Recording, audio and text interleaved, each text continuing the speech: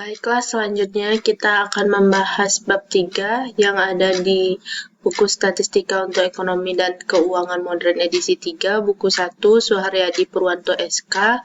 Selanjutnya kita membahas bab 3 yaitu tentang ukuran pemusatan. Kita lihat pada ukuran pemusatan di outline bab 3 bagian 1 statistika deskriptif. Kemarin sudah membahas pengertian statistika, penyajian data, sekarang selanjutnya adalah ukuran pemusatan.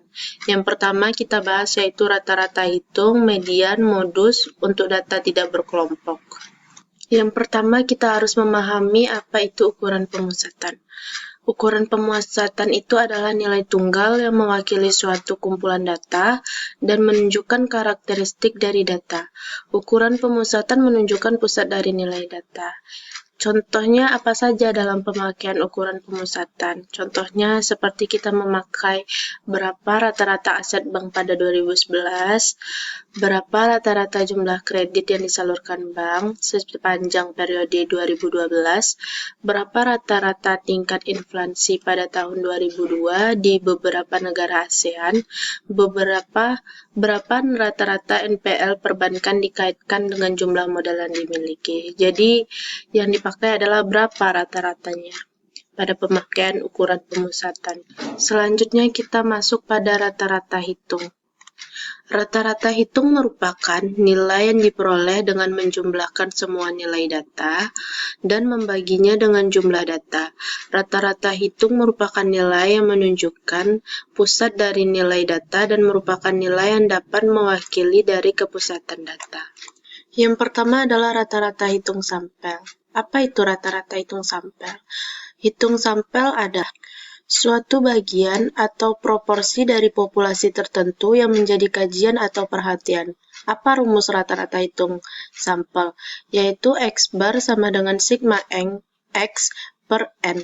Sigma X itu adalah rata-rata hitung sampelnya, sedangkan sigma simbol dari operasi penjumlahan dan X adalah nilai data yang berada dalam sampel, sedangkan N itu adalah jumlah total data atau pengamatan dari sampel.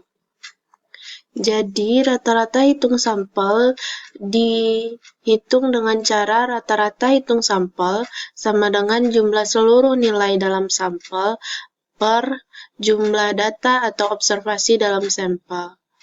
Selanjutnya adalah rata-rata hitung populasi. Rata-rata hitung populasi merupakan nilai dari rata-rata dari data populasi. Pengertian populasi seperti yang dikemukakan di bab 1 kemarin adalah semua anggota dari suatu ekosistem atau keseluruhan anggota dari suatu kelompok. Lalu bagaimana cara menghitung rata-rata hitung populasi? Rumusnya yaitu mu sama dengan sigma X per N besar. Mu adalah rata-rata hitung populasi yang disebut dengan simbolnya adalah mu. Sigma X adalah simbol dari operasi penjumlahan, jumlah dari keseluruhan nilai data X dalam populasi, dan N besar adalah jumlah total data atau pengamatan dalam populasi. Jadi, dalam menghitung rata-rata populasi dihitung dengan cara rata-rata hitung populasi sama dengan jumlah seluruh nilai dalam populasi dibagi jumlah data atau observasi dalam populasi. Lalu bagaimana contoh rata-rata hitung populasi dalam penghitungannya? Ini kita memiliki data dengan nama bank dan nilai kreditnya sebesar triliun. BCA 256,77 triliun dan selanjutnya sampai bank CIMB Niaga 145,40. Rumus rata-rata hitung populasi tadi adalah mu sama dengan sigma X per N. Jadi kita membuat rumus mu sama dengan sigma X per N. Sigma X-nya yang mana? Sigma X itu yang 256,77, 200,70, 348,23, 388,80, 147, 145,40. Jadi sigma X-nya kita tambahkan semua. 256,77 ditambah 200,70 sampai seterusnya ditambah 145,40. Lalu N-nya yang mana? N-nya adalah jumlah datanya. Berapa jumlah datanya? Ada 1, 2, 3, 4, 5. Jadi total dari penjumlahan 5 data ini dibagi dengan 5. Jadi jumlahnya adalah 1339,9 dibagi 5. Dapatlah hasilnya 267,98. Jadi rata-rata nilai kredit dari kelima bank terbesar di Indonesia tahun 2012 ini sejumlah 267,98 triliun. Contoh selanjutnya adalah contoh rata-rata hitung sampel. Soalnya yaitu pada tahun 2013 tercatat lebih dari 480 perusahaan publik emiten yang terdaftar di BEI, sekitar 371 perusahaan menjual saham, dan sebagian lainnya hanya menjual obligasi. Terdapat 232 cash dividend 2012 KSEI dalam http www.sahamok.com. 11 di antaranya diambil sebagian sampel untuk dilihat laporan keuangan. Data dividen saham dan kinerja keuangan dari 11 sampel tersebut adalah sebagian berikut. Ini adalah tabelnya. Tabel dari laporan keuangannya. Dari data dalam tabel ini kita dapat menghitung rata-rata sampel untuk total aset dan untuk total laba bersih. Sebagai catatan, untuk memahami populasi dan sampel dalam realitas, total perusahaan yang membagi cash dividen saham di BEI dapat dikatakan sebagai populasi. Yaitu berarti total perusahaan yang membagi cash dividen. Terus, itu merupakan populasi yaitu sebanyak 232 perusahaan. Sedangkan 11 perusahaan yang diambil laporan keuangan dari 232 perusahaan tersebut dikatakan sampel. Yang 11 ini dikatakan sampel dan 232 perusahaan tadi merupakan populasi.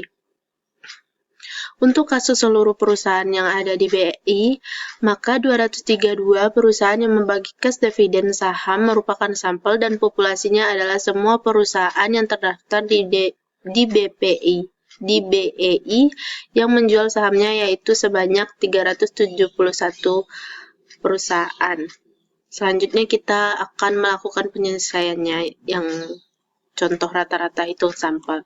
Yang pertama adalah untuk laba bersih tahun 2012.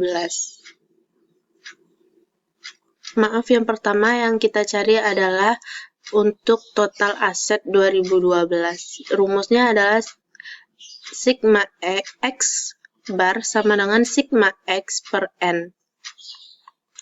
Lalu yang mana sigma X-nya? Sigma X-nya adalah 12.420, 7.872, 11.788, sampai yang nomor 11, kode TLKM, Telekomunikasi Tbk, total asetnya yaitu 111,369. Yang ini kita tambahkan semua, lalu dapatlah hasilnya 1.252,058,49 miliar. Lalu kita bagi 11. 11 ini adalah dari jumlah semua datanya. Semua datanya ada bertotal 11 data. Lalu kita bagi 11, dapatlah hasilnya 103,823,50 miliar. Jadi, rata-rata hitung total aset dari perusahaan sampel yang membagi kas dividen yaitu sebesar 113,823,50 miliar. Lalu selanjutnya kita untuk mencari laba bersihnya. Laba bersihnya yaitu sama caranya dengan sigma X per X sama dengan sigma X per N. Kita jumlahkan yang 2454, 213, 756, 2989, 22.460 sampai seterusnya yaitu 18.338. Kita jumlahkan semua, lalu kita bagi juga dengan 11 karena jumlah data kita ada 11 perusahaan, lalu dibagi 11 dan dapatlah hasilnya sekitar 6.449,28 miliar. Jadi rata-rata hitung laba bersih dari 11 perusahaan sampel yang membagi cash dividen sebesar 6.449,28 miliar. Selanjutnya kita masuk pada rata-rata hitung tertimbang. Apa itu rata-rata hitung tertimbang? Definisinya yaitu rata-rata dengan bobot atau kepentingan dari setiap data berbeda, besar dan kecilnya bobot tergantung pada alasan ekonomi dan teknisnya. Mengapa ada rata-rata bobot dengan data yang berbeda? Maka terlebih dahulu kita harus melakukan pembobotan. Yang pertama karena pengaruh waktu. Data dengan waktu yang berbeda mempunyai dampak yang berbeda pula. Teori ekonomi menyatakan bahwa permintaan dipengaruhi oleh pendapatan. Pengaruh pendapatan tahun ini, Y besar T kecil, dengan pendapatan tahun lalu, Y besar T kecil dikurang 1, atau bahkan 2 tahun yang lalu, Y besar T kecil dikurang 2, berbeda, permintaan lebih banyak dipengaruhi oleh Y T kecil dibandingkan dengan Y besar T kecil dikurang 1. Oleh sebab itu, bobot Y besar T kecil dianggap lebih besar dibanding dengan bobot Y besar T kurang 1 dan Y besar T kurang 2. Lalu, yang kedua adalah karena pengaruh volume. Data dengan pengaruh volume yang berbeda juga memiliki dampak yang berbeda. Contohnya PT Telkom dan PT Alfa Retalindo, kedua perusahaan misalnya mengalami kenaikan laba sebesar 20%. Lalu kenaikan 20% pada PT Telkom memberikan kenaikan sebesar 1,5 triliun, yaitu 0,2 dikali 7.568 triliun. Sedangkan PT Alfa Retalindo sebesar 5 miliar, 0,2 dikali 25 miliar. Oleh sebab itu, dipandang perlu memberikan pembobotan yang berbeda antara PT Telkom dengan PT Alfa Retalindo. Berdasarkan kasus tadi, maka beberapa ahli ekonomi dan statistik mempertimbangkan adanya pembobotan data berdasarkan pertimbangan-pertimbangan yang logis. Oleh sebab itu, rata-rata hitung tertimbang dikembang sebagai upaya mempertimbangkan nilai bobot dan peran dari setiap data yang dianggap berbeda. Maka rata-rata hitung tertimbang adalah suatu nilai yang diperoleh dari suatu kelompok data yang dinyatakan sebagai X1, X2, X3, sampai seterusnya yaitu Xn, berturut-turut ditimbang dengan bobot W1, W2, W3, sampai seterusnya yaitu Wn. Maka dinyatakanlah rumusnya yaitu XW sama dengan W1 X1 ditambah W2 X2 ditambah seterusnya sampai Wn Xn dibagi W1 ditambah W2 sampai seterusnya yaitu Wn. Atau dapat kita sederhanakan lagi menjadi X bar W sama dengan sigma W dikali X tutup kurung per sigma W. Jadi di mana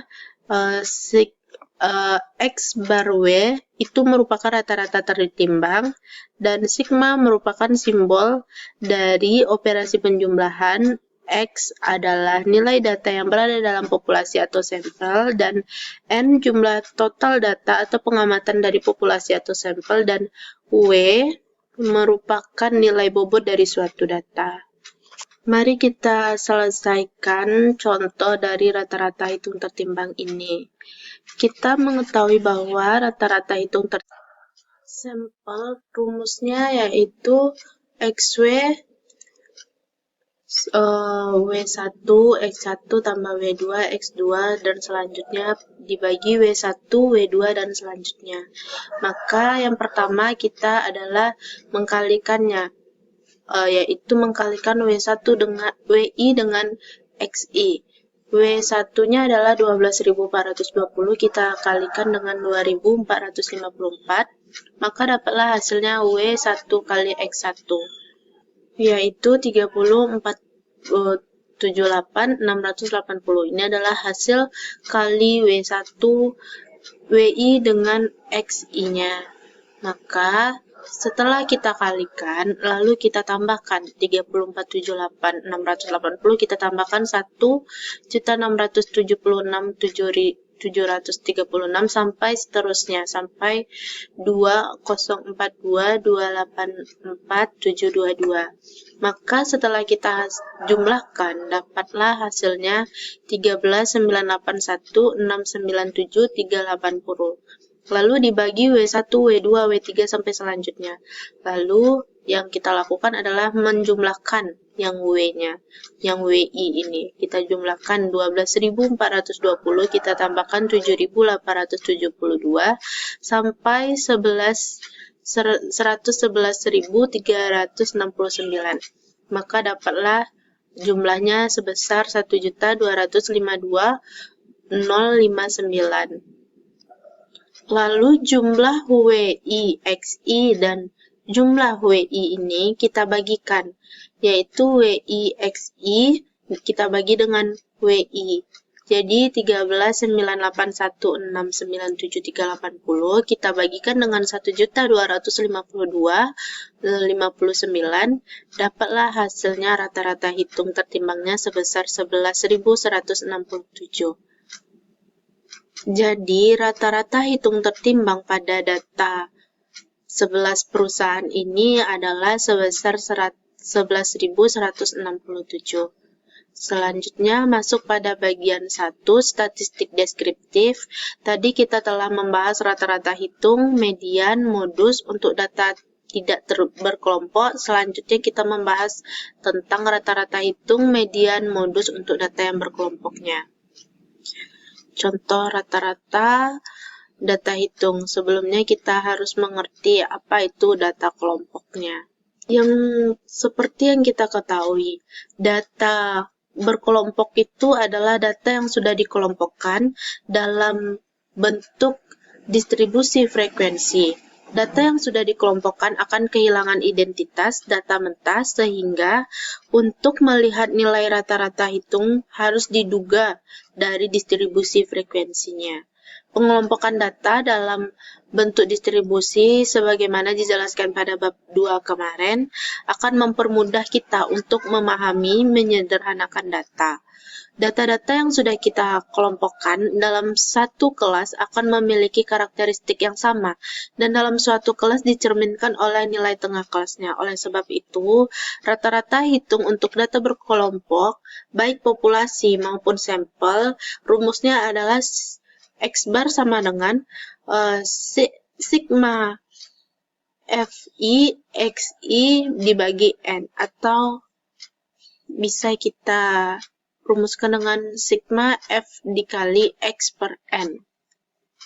Nilai rata-ratanya adalah sigma FI dikali XI per N. Apa itu X bar? X barnya itu adalah rata-rata hitung data berkelompok. Lalu sigma ini simbol dari operasi penjumlahan. FI ini adalah frekuensi ke I, dan XI nilai tengah ke I. Lalu FIXI adalah hasil perkalian antara frekuensi dengan nilai tengah pada kelas I masing-masing kelas. Lalu N ini adalah jumlah total data atau pengamatan.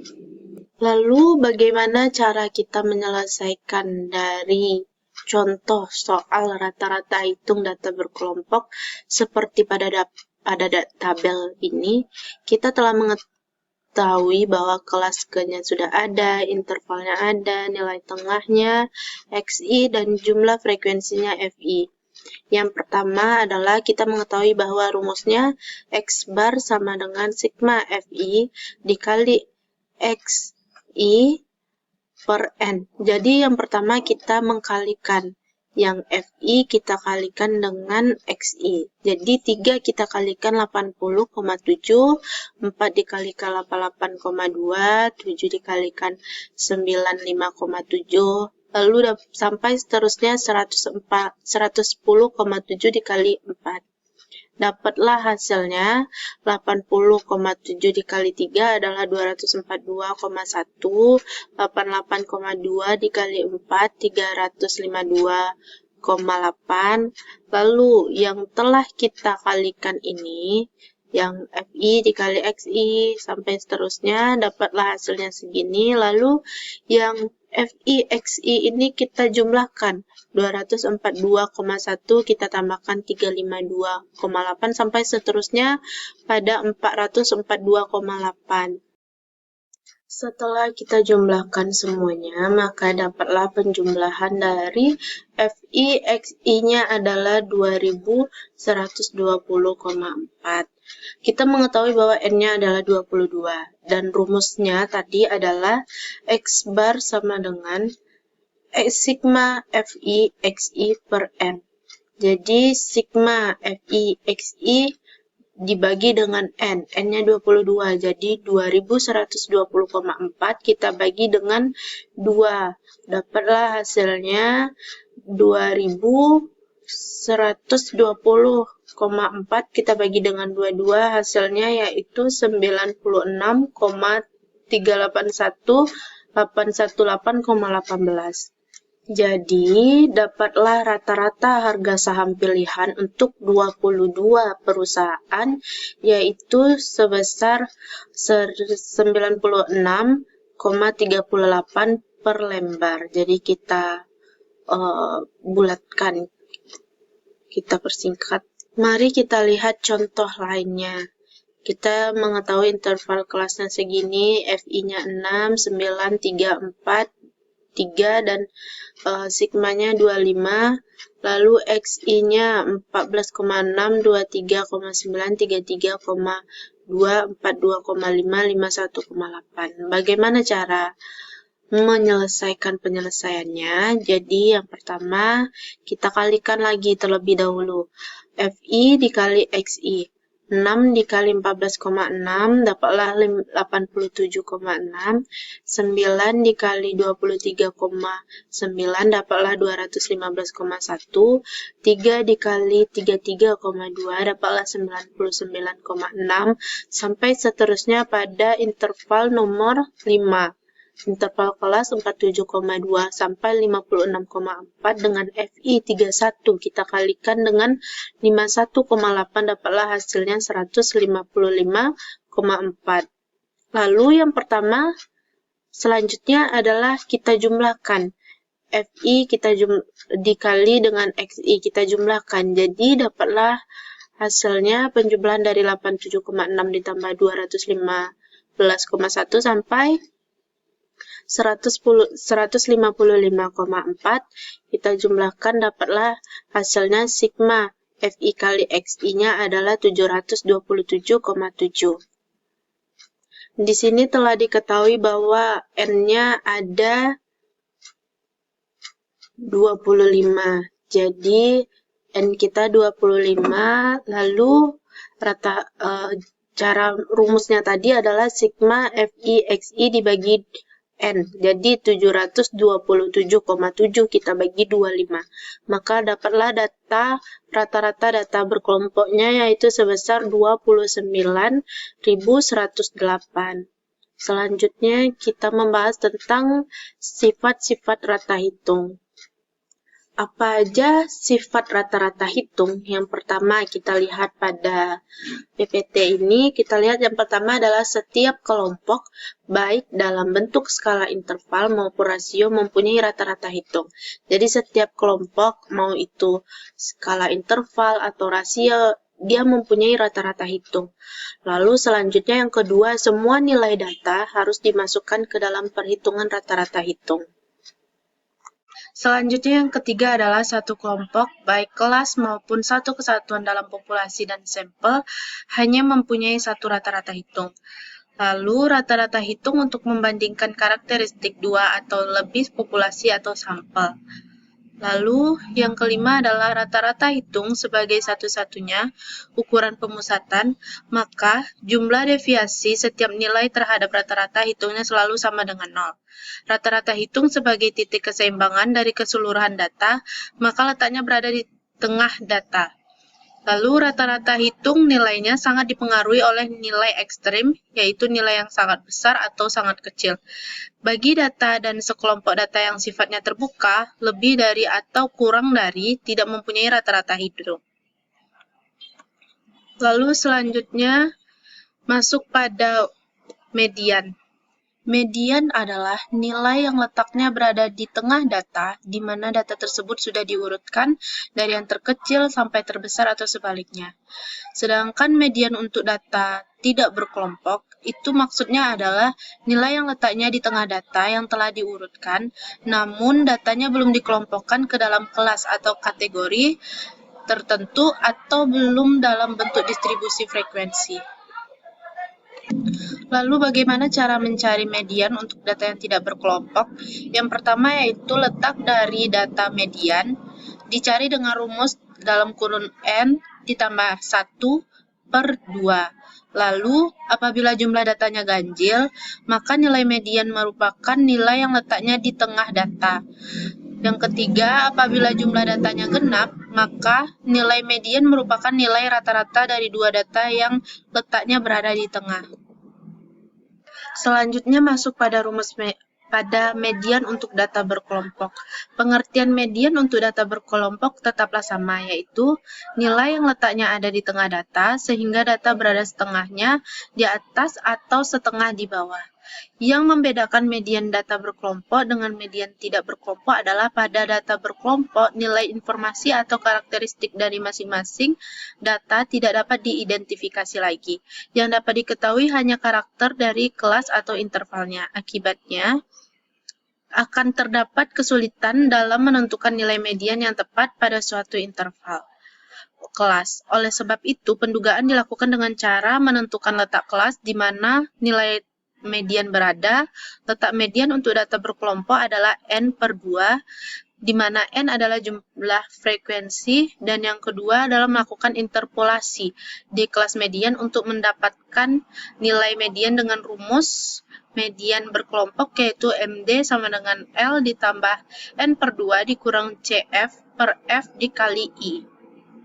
MD merupakan nilai mediannya, L batas bawah atau tepi kelas di mana median berada, N/2 dikurang CF. CF ini merupakan frekuensi kumulatif sebelum kelas median berada, dan F merupakan frekuensi di mana kelas median berada, dan I besar interval kelas. Selanjutnya adalah contoh median data tidak berkelompok. Cara mencari median data tidak berkelompok adalah dengan yang pertama menentukan letak mediannya. N ditambah 1/2 jumlah data ada 11. Maka N-nya adalah 11 ditambah 1 dibagi 2. Jadi 12/2 sama dengan 6. Lalu setelah itu kita urutkan total aset dengan labanya dari yang terbesar ke yang kecil. Lalu setelah itu nilai median terletak pada nomor urut ke-6, karena tadi kita mencari letak mediannya yang menggunakan N tambah 1/2, dapatlah hasilnya 6, maka nomor urutnya adalah yang ke-6. Maka mediannya yaitu dengan total aset sebesar 19.709 dan labanya sebesar 2.989. Selanjutnya adalah contoh median data berkelompok. Caranya yaitu kita menentukan letak kelas mediannya yaitu dengan N per 2. Karena ada 53 harga mobil Daihatsu, maka letak mediannya 53 per 2. Dapatlah hasilnya 26,5.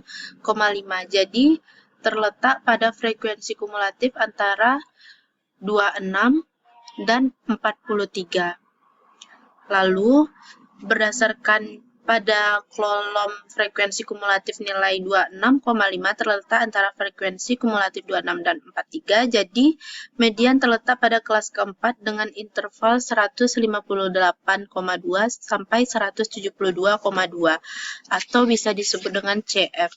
Lalu setelah itu kita melakukan interpolasi nilai median dengan rumus MD sama dengan L ditambah N per 2 dikurang CF per F dikali I. L-nya yaitu 157,7, lalu mediannya N per 2, 53 per 2 dikurang 26.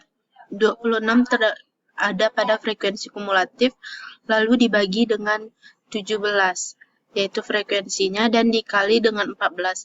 14 kita dapatkan dari jarak antara batas atas kelas 172,2 dengan batas bawah yaitu 158,2 yaitu, jadi maka kita kurangkan 172,2 dikurang 158,2 jadi dapatlah hasilnya 14. Maka I-nya adalah 14, lalu 157,7 53 per 2 dikurang 26 per 17 dikali 14 dapatlah hasilnya 158,11.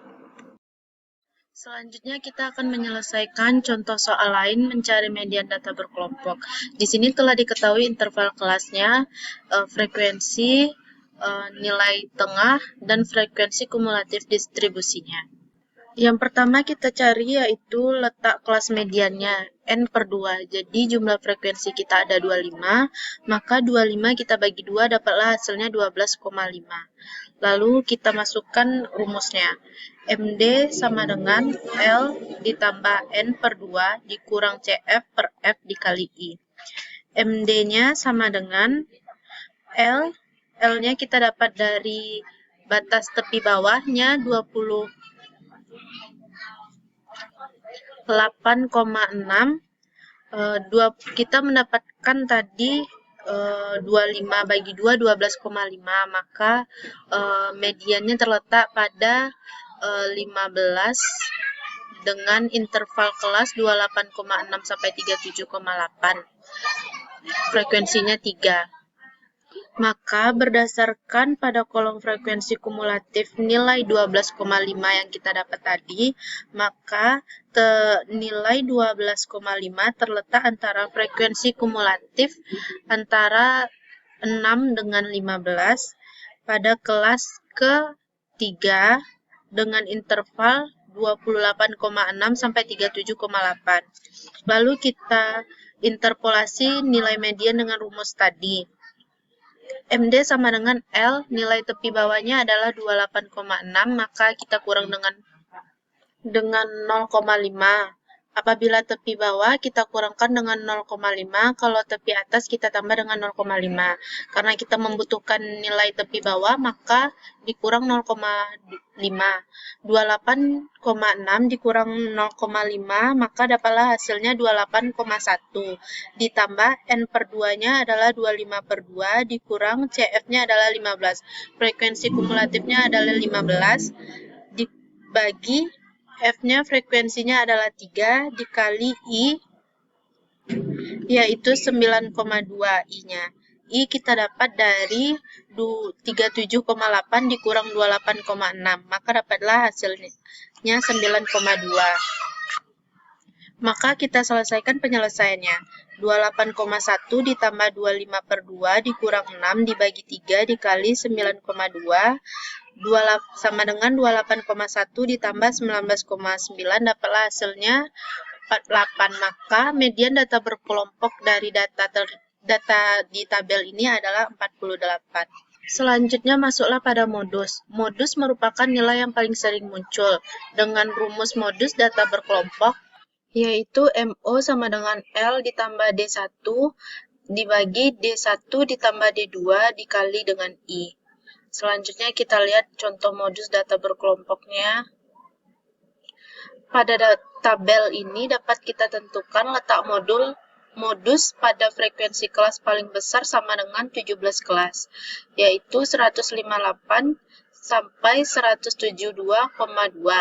Nilai modusnya MO sama dengan 157,7 ditambah 6 dibagi 16 dikali 14, maka dapatlah hasilnya 162,95. Lalu selanjutnya adalah hubungan rata-rata median dan modus. Ini adalah diagramnya. Yang pertama, kurva simetris X bar sama dengan MD sama dengan MO. Median sama dengan modus. Maka seperti ini diagramnya. Sama. Lalu yang kedua, kurva condong kiri MO, modus lebih kecil daripada median, lebih kecil daripada modus, kecil dari median, kecil dari X bar. Seperti inilah diagramnya. Lalu selanjutnya hubungan rata-rata median modus. Yang ketiga adalah kurva condong ke kanan. Condong ke kanan. X bar kecil dari median, kecil dari modus. Lalu selanjutnya masuk pada outline selanjutnya, bagian 1, statistik deskriptif. Pengertian, kita membahas tentang ukuran pemusatan, selanjutnya tentang ukuran letak, kuartil, desil, dan persentil. Ukuran letak kuartil. Kuartil adalah ukuran letak yang membagi 4 bagian yang sama, K1 sampai 25% data, K2 sampai 50%, dan K3 sampai 75%. Rumus letak kuartilnya adalah data tidak berkelompok, K1 sama dengan 1 ditambah 1 dibagi 4, K2 sama dengan 2, N ditambah 1 bagi 4, K3 sama dengan 3, N ditambah 1 bagi 4, data kelompoknya 1 N per 4, 2N per 4, 3N per 4. Ini adalah diagramnya. Lalu lanjut contoh kuartil data tidak berkelompok. Di sini terdapat tabel. Ini K1-nya terletak pada nomor urut 5 dan K2-nya terletak pada urut 10. Lalu K3-nya terletak pada urutan nomor urut 15. Letak kuartil K1 sama dengan 1, 19 ditambah 1, 19 ditambah 1 bagi 4 sama dengan 5, sama dengan 1700, urut nomor 5, 1700. Seterusnya sampai K3, 3, 19 tambah 1 bagi 4, 15, nomor urut 15, maka harga sahamnya 4.950. Lanjut pada contoh kuartil data berkelompok. Di sini ada tabel, rumusnya NKI sama dengan L ditambah IN per 4 dikurang CF dikali CI per FK. Letak KI1 sama dengan 1,22, 1 dikali 22 per 4 sama dengan 5,5 antara 3 dan 7. Antara 3 dan 7. Letak K2 2 dikali 22 bagi 4 sama dengan 11 antara 7 dan 14. Lalu 7 dan 14. Lalu letak K3 sama dengan 3, 22 dibagi 4 sama dengan 16,5 antara 14 sampai 22. Jadi K1 sama dengan 84,45 ditambah 5,5 dikurang 3 dibagi 4 dikali 7,4 sama dengan 89,075. K2-nya 91,95 ditambah 11 dikurang 7 dibagi 7 dikali 7,4 sama dengan 96,179. K3-nya sama dengan 106,95 ditambah 16,5 dikurang 14 dibagi 4 dikali 7,4 sama dengan 111,575. Selanjutnya kita masuk pada ukuran letak atau desil. Desil itu adalah ukuran letak yang membagi 10 bagian yang sama, D1 sebesar 10%, D2 sampai 20%, dan D9-nya sampai 90%. Rumus letak desil data tidak berkelompok yaitu D1 sama dengan 1, N tambah 1 dibagi 10, D2 2, N ditambah 1 bagi 10, sampai seterusnya, dan D9 sama dengan 9 ditambah 1 bagi 10. Lalu data berkelompoknya 1N per 10, 2N per 10, 9N per 10. Lalu lanjut kepada grafik letak desil. Grafik letak desilnya. Seperti inilah diagram grafik letak desilnya. Lalu yang ke contoh desil data tidak berkelompok, di sini dapat kita lihat letak desilnya.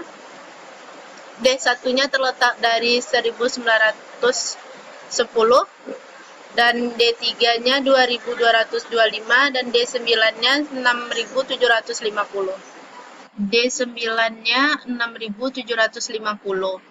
Kita mencarinya dengan D1, 1 dikali 19 tambah 1 dibagi 10 sama dengan 20 per 10 sama dengan 2. Lalu D3-nya 3 dikali 19 tambah 1 dibagi 10 sama dengan 60 per 10 sama dengan 6. D9-nya 9, 19 ditambah 1 dibagi 10 dapatlah 180, dibagi 10 dapatlah 18. Lalu selanjutnya contoh data desil data berkelompok. Rumusnya NDI sama dengan L ditambah I dikali N dibagi 10 dikurang CF dikali CI dibagi FK. Letak desil D1 1 dikali 20 per 10 dibagi 2. Maka antara letak D1-nya antara 0 sampai 13. Antara 0 sampai 13 D1 dan D5-nya 5 dikali 20 dibagi 10 sama dengan 10, maka letak D5-nya antara 0 sampai 13 sama dengan letak D1 tadi. Maka letak D1-nya sama dengan D5-nya. Lalu letak D9 sama dengan 9 dikali 20 bagi 10 sama dengan 18. Ini adalah letak D9-nya. Jadi D1 sama dengan 3849,5 ditambah 20 per 10 dikurang 0 dibagi 13 dikali 6600 sama dengan 4864,9. D5-nya 3849,5 ditambah 1000 dibagi 10 dikali ditambah 100 dibagi 10 dikurang 0 bagi 13 dikali 6600 dapatlah 8926,4. Begitu seterusnya sampai D9. Lalu selanjutnya letak persentil. Ukuran letak persentil definisinya yaitu ukuran letak yang membagi 100 bagian yang sama. P1-nya ada 1%, P2-nya 2%, P99-nya adalah 99%. Rumus letak persentil data tidak berkelompok, P1-nya 1 dikali N tambah 1 dibagi 100, yang P2-nya juga 2 dikali N tambah 1 bagi 100, begitu juga dengan P99-nya. Data berkelompoknya, rumusnya 1 per N dikali 100, 2 per N dikali 100, sampai seterusnya 99N per 100. Ini adalah contoh ukuran letak persentil. Ini adalah ukuran pemusatan letak persentil grafiknya. Lalu ini ada contoh persentil data tidak berkelompok. Ini ada contoh soalnya. Kita mencari persentil 15, 25, 75, dan 95. Dapatlah P15-nya adalah 3, P25-nya 5, P75 15, dan P95 dapatlah 19. Selanjutnya, contoh persentil data kelompok. Ini adalah soalnya. Contoh soalnya, yang kita cari adalah P22 dan P85 dan P96. Dengan rumus NDI sama dengan L ditambah 1I dikali N dibagi 100 kurang CF bagi FK kali CI. Maka dapatlah hasilnya P22-nya 4072,9, P85-nya 23652,5, P96-nya 30.913,5. Hanya itu yang dapat saya sampaikan. Salah dan janggal mohon dimaafkan. Semoga bermanfaat. Sekian, terima kasih.